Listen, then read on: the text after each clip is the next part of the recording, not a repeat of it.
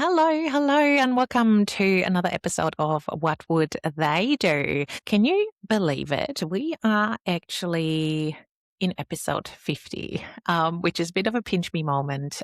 That means we are almost at 1 year of this podcast.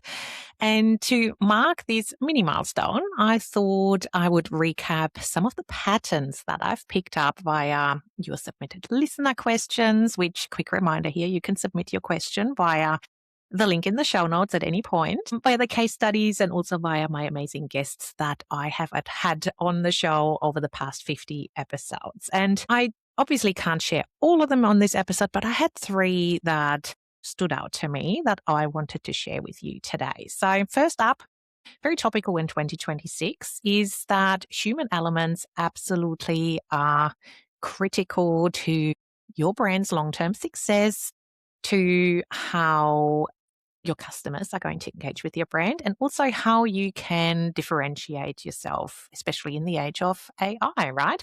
So infusing human elements into your brand is absolutely your chance to share what makes you unique and get people to fall in love with you. And some of the episodes slash guests that really leaned into this finding trend or pattern, whatever you want to call it, were my guest Ash McDonald in episode 35, who shared her therapist's take on creating safe group environments within group programs. Because as an introvert, I know that it's not necessarily for everyone. Group programs really, serve the extroverts who love showing up, raising their hands. So Ash is actually sharing some super good strategies that help you make everyone in your audience, in your group programs feel seen. We also had Holly Haynes in episode 31, who has a very different take on hosting retreats. I've been tempted to go on retreats over the years, but pricey trips to Bali with 3 kids at home all make it somewhat unachievable for me at the moment. So her take on retreats really makes them low budget for the organizer, but also low budget for her clients. And she's actually come up with a way that hosts her clients in her home um, as a way to make them affordable, but also to really deepen those connections with her clients, because it's very personal. It invites them into her life, into her world. And that means a lot of her clients are actually sticking with her and renewing in her programs for years on end. So I will link up all the episodes I'm mentioning in the show notes for you to access quickly if you want to revisit any of them. Another one was episode 24 with Kirsty Fenton and Amy Williamson, where we explored in great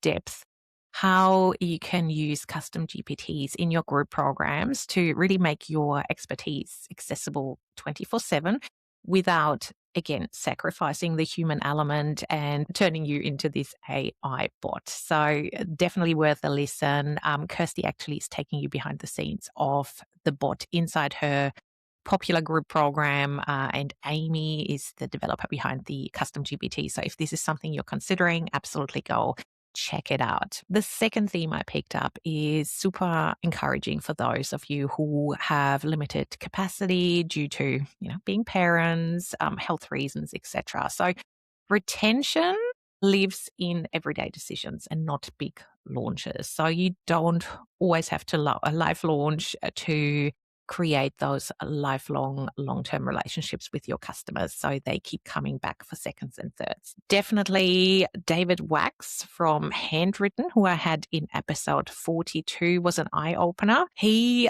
runs a business that automates handwritten notes. So you can build that into your processes, for example, for membership milestones. You can automate it. You don't have to lift a finger, and it still infuses an element of surprise and delight without having to launch, having to do big things and potentially costly exercises.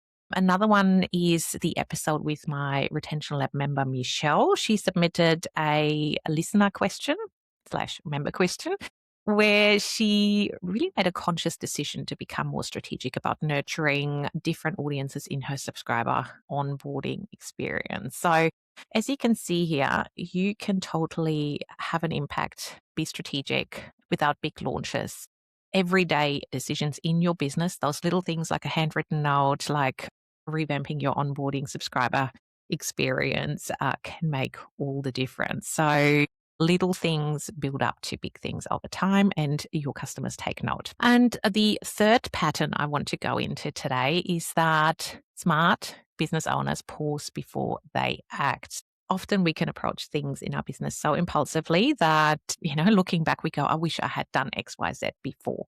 So I really want to highlight here Laura Kendrick's approach in episode 40, who is a copywriter, launch strategist, and she has shared her strategic approach to taking stock before you launch, during your launch, and after your launch. So you can really understand what works, what doesn't work, what needs to be tweaked.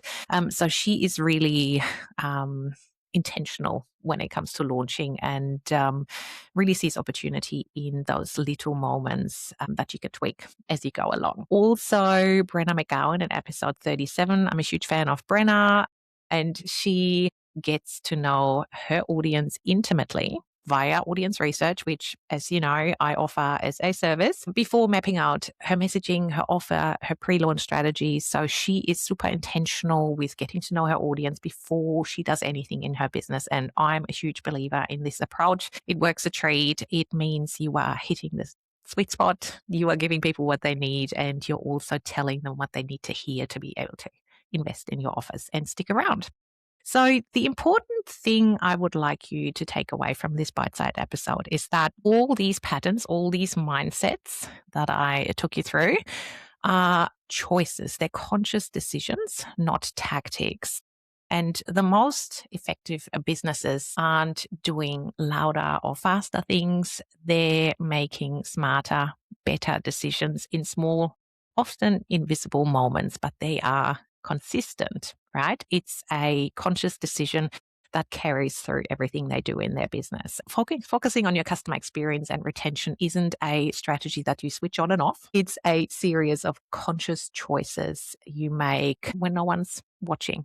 You're making them in the background because you know they make a difference. And then important here is you keep them up long term. So you bake them into your automations, into the way you welcome people into your world, into the way you encourage people to buy from you again, because they align with your approach to business. And people are going to pick up on this value-driven, customer-first approach to business. And ultimately, finding you here, tuning into this podcast week on week, hopefully, signals to me that you are ready to embark on this journey, or you're already well on track to become this customer-first business that really puts your customer, your subscriber first, and makes decisions with your customer in mind. So my question for you today, to help you reflect on where you are at, where you want to get to, and where your opportunities are, is this one. So if someone looked closely at how you welcome your audience, how you support them while working with them, and how you follow up with customers after they've hit that buy now button, what would they say? And what would your approach, your take on this say about your brand? And this is not meant to be judgmental or really put you on the spot. It's purely to help you reflect on where you are right now and make you aware of those huge opportunities in your business, because there are always opportunities to explore and capture in your business. So your takeaway for this episode, hopefully today, is what you do consistently in your business and how you show up teaches your customers far more than what you promise and those showy tactics that you might buy into because you've seen them somewhere on Instagram, pulled off by someone else. So I love a good celebration and a milestone, as you can see here, 50. Hey, hey. So next month in March, my podcast is actually turning 1. So I will be hosting an official first birthday party for the podcast with fun celebrations. I'm going to revisit the most downloaded episodes and feature those. There are going to be freebies, special offers, and exclusive one-on-one opportunities up for grabs. So make sure you keep listening, you hit that subscribe and follow button. And yeah, excited to share with you what's to come in the birthday episode in March. Thanks so much for tuning in today. I hope you loved the patterns and some of those conscious choices that I've identified over the past 50 episodes. And hopefully see you next week. Have a good one.